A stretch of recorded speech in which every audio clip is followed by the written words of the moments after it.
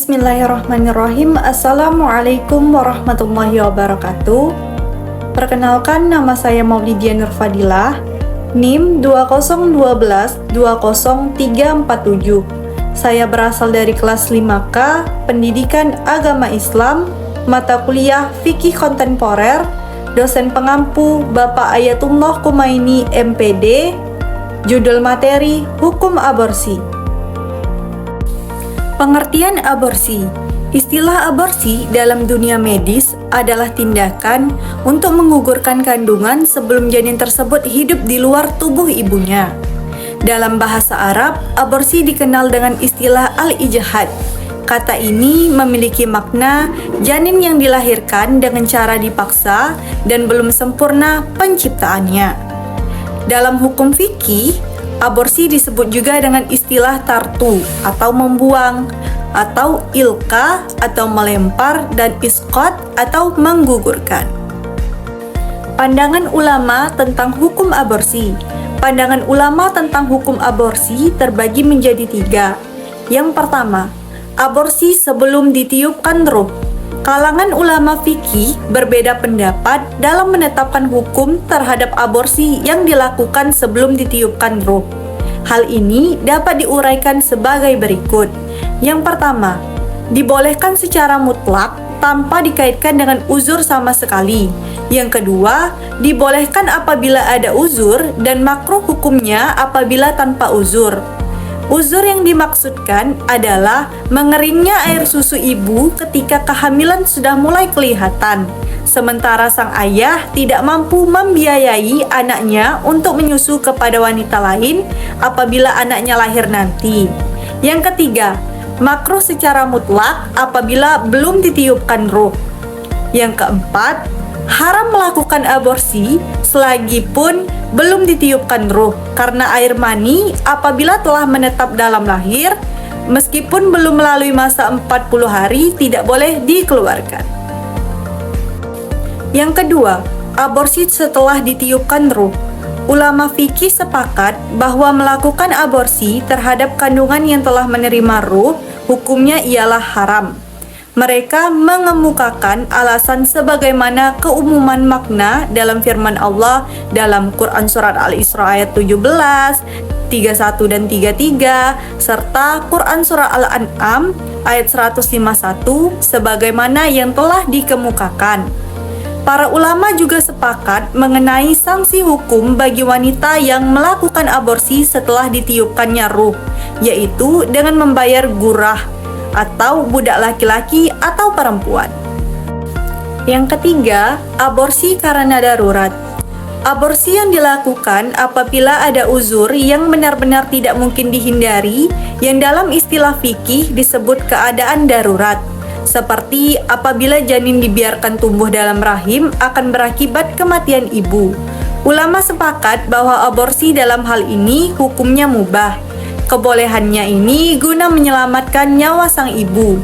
Pendapat ini didasarkan pada sebuah hadis yang diriwayatkan oleh Imam Ahmad bin Hanbal dan Ibnu Majah bahwa Rasulullah SAW menganjurkan agar orang jangan berbuat sesuatu yang membahayakan diri sendiri atau orang lain. Selanjutnya, terdapat dalil-dalil pendapat ulama. Secara umum, ulama sepakat bahwa melakukan aborsi adalah haram. Hal ini didasarkan pada firman Allah Subhanahu wa taala dalam Quran surah Al-Isra ayat 33. Bismillahirrahmanirrahim. Wala taqtulun nafsallati harramallah illa bilhaq. Artinya, janganlah kamu membunuh orang yang diharamkan Allah membunuhnya kecuali dengan sesuatu atau alasan yang benar. Terdapat penjelasan lebih lanjut dari beberapa pendapat ulama. Yang pertama, menurut ulama Hanafiyah dan Hanabilah diperbolehkan menggugurkan kandungan yang belum memasuki usia 120 hari. Yang kedua, menurut kalangan Syafi'iyah, aborsi sebelum peniupan ruh hukumnya adalah makruh. Yang ketiga, menurut Imam Mazhab Maliki, aborsi hukumnya haram sejak terjadinya konsepsi. Macam aborsi. 1. Aborsi spontan, yaitu aborsi yang terjadi secara alamiah tanpa adanya pengaruh dari luar atau gugur dengan sendirinya. Biasanya disebabkan oleh kelainan kromosom, hanya sebagian kecil yang disebabkan oleh infeksi, kelainan rahim, atau kelainan hormon. Yang kedua, aborsi karena darurat atau pengobatan, yaitu aborsi yang dilakukan karena ada indikasi fisik yang mengancam nyawa ibu bila kehamilannya dilanjutkan. Dalam hal ini, yang dianggap lebih kecil resikonya adalah mengorbankan nyawa janin, sehingga menurut hukum fikih, aborsi yang seperti ini diperbolehkan. Yang ketiga, aborsi karena tidak sengaja, yaitu aborsi terjadi karena tidak disengaja. Misalnya, seorang petugas kepolisian tengah memburu pelaku tindak kriminal di suatu tempat yang ramai pengunjung. Kemudian, tindakannya membuat janin itu keguguran. Yang keempat, aborsi yang menyerupai kesengajaan, yaitu aborsi dilakukan menyerupai kesengajaan.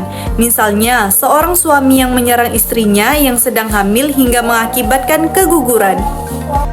Yang kelima, aborsi sengaja dan terencana, yaitu aborsi dilakukan secara sengaja dan terencana. Misalnya, seorang ibu sengaja meminum obat dengan maksud agar kandungannya gugur, atau ia sengaja menyuruh orang lain atau dokter, dukun, dan sebagainya untuk menggugurkan kandungannya. Hukum aborsi cacat genetik dalam perspektif fikih kontemporer.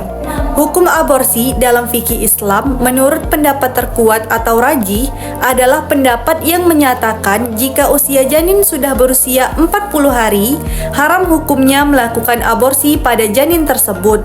Demikianlah pendapat Imam Taqiyuddin An-Nabhani dalam kitabnya Al-Nizam Al-Ijtima' fi Al-Islam. Adapun larangan melakukan aborsi, yang pertama, kandungan atau janin yang ada dalam perut seorang ibu, dari manapun ia dihasilkan, merupakan kehidupan yang harus dihormati. Ia hidup di dalam perut ibu karena diberi ruh oleh Allah yang kelak akan menjadi manusia yang mempunyai akal pikiran, hati nurani, perasaan, dan jiwa. Yang kedua, apabila ada seseorang yang dengan sengaja menendang perut seorang ibu yang sedang hamil, kemudian bayi itu lahir dalam keadaan hidup, tidak lama kemudian meninggal, maka orang tersebut dikenakan kewajiban membayar diat secara sempurna. Artinya, Islam menyamakan hukuman bagi orang yang membunuh janin dengan orang yang membunuh manusia dewasa. Yang ketiga, jika ada seorang ibu yang tega meminum obat-obatan untuk membunuh si janin atau aborsi, maka hukumnya adalah harus membayar denda, yaitu memerdekakan seorang budak mukmin. Jika tidak mampu, maka ia diharuskan berpuasa selama 2 bulan penuh berturut-turut, dan seorang ibu tersebut tidak dapat mewarisi dari harta si janin. Dari penjabaran tersebut, jelas bagaimana seharusnya menghormati si janin. Jangan mentang-mentang hasil hubungan haram, kemudian si janin dijadikan korban. Kalau dari hasil hubungan haram saja dilarang menggugurkan kandungannya, apabila dari hasil hubungan halal atau suami istri. Namun demikian, jika ada alasan medis yang dapat dipertanggungjawabkan kebenarannya, bahwa apabila janin tetap dipertahankan dan diperkirakan akan membahayakan nyawa ibunya, maka Islam membolehkan melakukan aborsi dalam kasus tersebut. Baiklah, itulah yang dapat saya sampaikan. Lebih dan kurangnya saya mohon maaf. Saya tutup dengan sebuah pepatah. Tiada gading yang tak retak, retaknya itu jadikan ukiran. Tiada lautan yang tak bergelombang, gelombangnya itu jadikan hiasan. Tiada manusia yang tak bersalah, salahnya itu tolong maafkan. Saya akhiri, wassalamualaikum warahmatullahi wabarakatuh.